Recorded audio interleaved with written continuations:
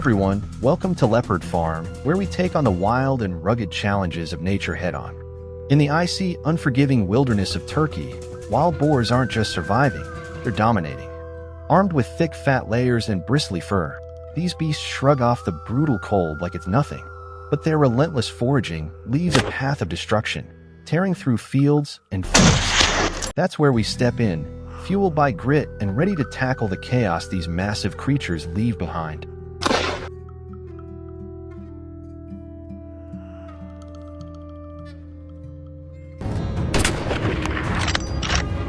After days of battling freezing winds under gray skies, a rare clear morning gave us the perfect shot to strike. We didn't waste a second, gearing up and heading into the wild with focus and fire. At the hunting grounds, our team spread out, tracking the boars' telltale trails. Suddenly, the sharp howls of our hunting dogs cut through the crisp air. They caught a scent. We raced toward the sound, hearts pounding, and when a massive boar charged into view, a single, precise shot rang out. The 200-kilogram beast hit the ground, ending its rampage and protecting the land from further ruin.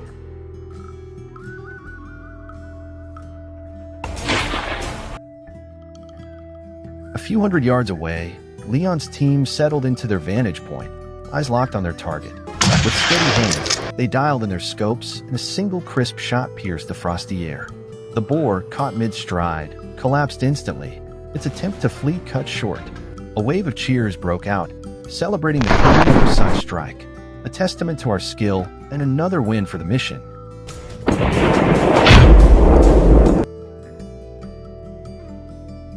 We kept on the move, knowing that staying put would cost us opportunities. The crack of gunfire echoed through the valley, sending boars scattering in panic. I lined up my shot, adjusted my scope, and fired. A clean hit that dropped the target and kept the hunt moving fast. As the temperature plummeted and snow began to pile up, the forest grew quiet, with no more targets in sight. Worn out but proud, we trekked back to camp, hauling the rewards of a hard-fought day.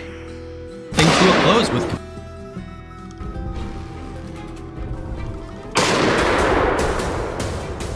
The next morning, we pushed into a nearby forest, relying solely on our instincts without hunting dogs to guide us. Every sense was razor sharp, eyes scanning for movement, ears tuned to the slightest rustle, and noses catching the slightest whistle. Through the trees, a boar's shadowy outline emerged, and I knew I had one shot. I steadied my rifle, squeezed the trigger, and dropped it clean, a perfect kill. Deeper in the woods, I stayed vigilant, tracking every snap of a twig. When a sudden noise and a heavy, musky scent warned of trouble, I braced for what was coming.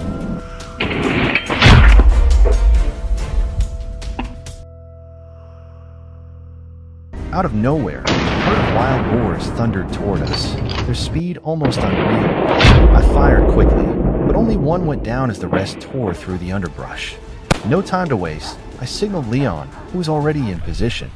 His rifle tracked with precision, cutting off the herd's escape with a flurry of well-placed shots.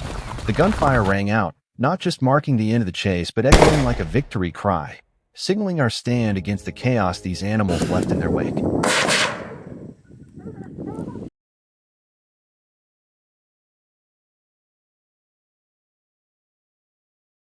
Across the Bulgarian border, wild boars tear through thousands of acres of farmland, leaving millions in damages in their wake. Crops lie ruined, farmers' livelihoods hang by a thread, and fear grips rural communities. In the biting cold of a frozen forest, Finn and his hunting crew ventured deep, where every step carried the weight of survival in a high-stakes hunt.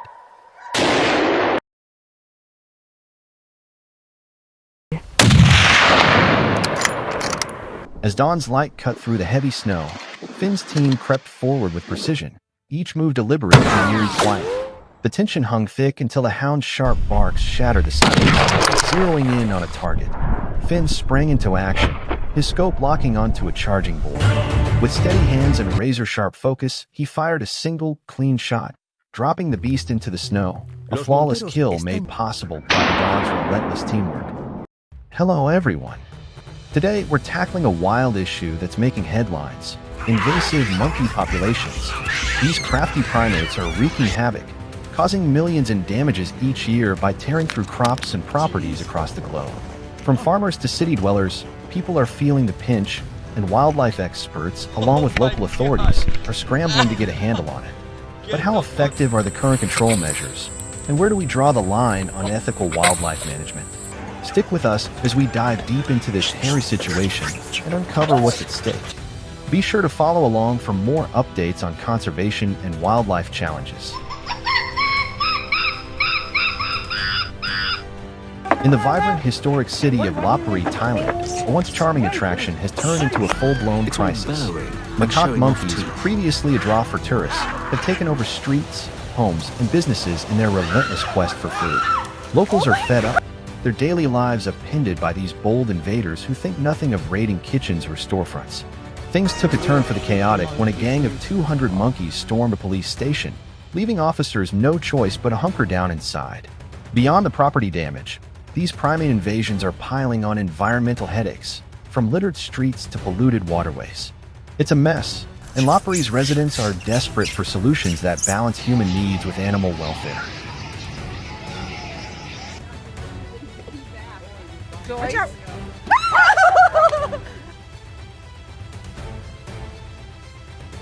To address the growing tensions between humans and monkeys in Thailand, the government has rolled out robust strategies to manage the surging macaque populations, especially during their most active months from August to October. In places like Leopard, officials have launched large-scale sterilization programs, successfully neutering hundreds of monkeys to curb their numbers and reduce aggressive encounters. To further ease conflicts, designated feeding zones have been set up to steer monkeys away from human areas, satisfying their foraging instincts while keeping them out of neighborhoods. These thoughtful measures aim to restore balance and promote peaceful coexistence in communities grappling with these challenges.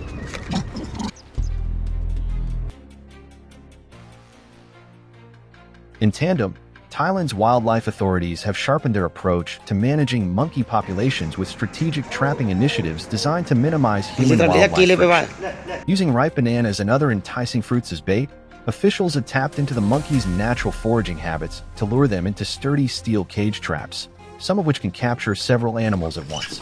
In Leopard, for example, these traps have been a game-changer in controlling local macaque numbers. Swift removal of captured monkeys is prioritized to prevent waste buildup and reduce noise from stressed animals, ensuring cleaner environments and calmer communities. This humane, practical approach underscores Thailand's commitment to balancing public safety with ethical wildlife management. The push to manage invasive monkey populations in Thailand has stirred up strong community pushback, driven by worries about ecological fallout and public health risks. Many locals value the vital roles these primates play, like spreading seeds and keeping insect populations in check, which are key to a healthy ecosystem. There's also growing frustration over hunters who skirt proper licensing rules, sparking legal and ethical debates. On the health front, eating monkey meat is a major concern, as it can spread dangerous diseases to humans. Because humans and monkeys share close genetic ties, diseases can jump between species, raising the specter of new outbreaks that could disrupt communities.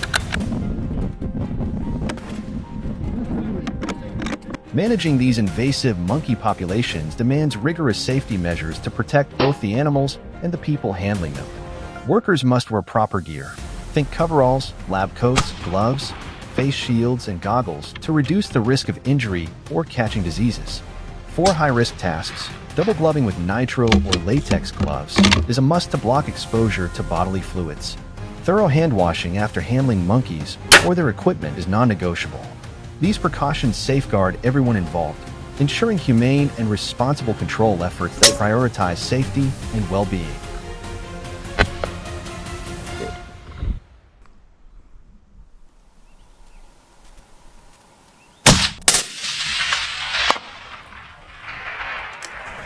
As we tackle the challenges of invasive species like monkeys, it's vital to back smart, effective control measures that safeguard our communities and ecosystems.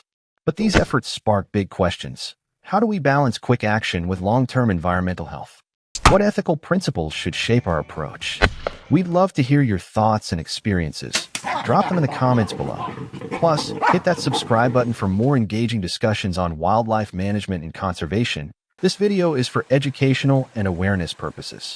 All scenes follow local laws and ethical hunting guidelines.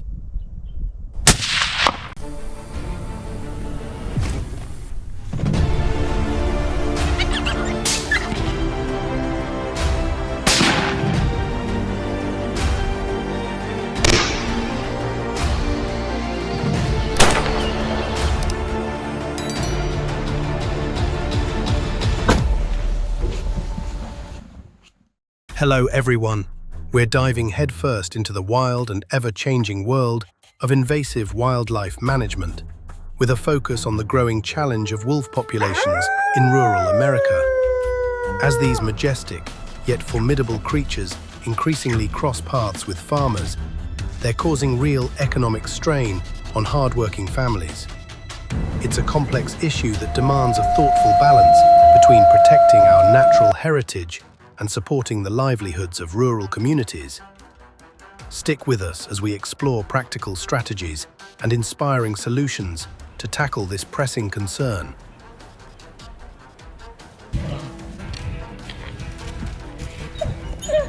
In the heart of America's rugged farmlands, wolf hunting remains a polarizing yet essential tool for safeguarding livestock from devastating losses. Wolves, with their awe-inspiring strength and cunning pack dynamics, can wreak havoc on farms, threatening the financial stability of those who depend on agriculture. Their remarkable abilities make them both a wonder of nature and a challenge for farmers, sparking heated debates about how to harmonize wildlife preservation with the urgent needs of rural economies. Wolf hunting in North America is tightly controlled to protect thriving wolf populations while supporting farmers facing livestock losses. It's hard to beat a ribeye steak sandwich. Hunters, typically required to be 18 or older, must secure a permit before heading into the field. Through late winter. In states like Montana, demand for these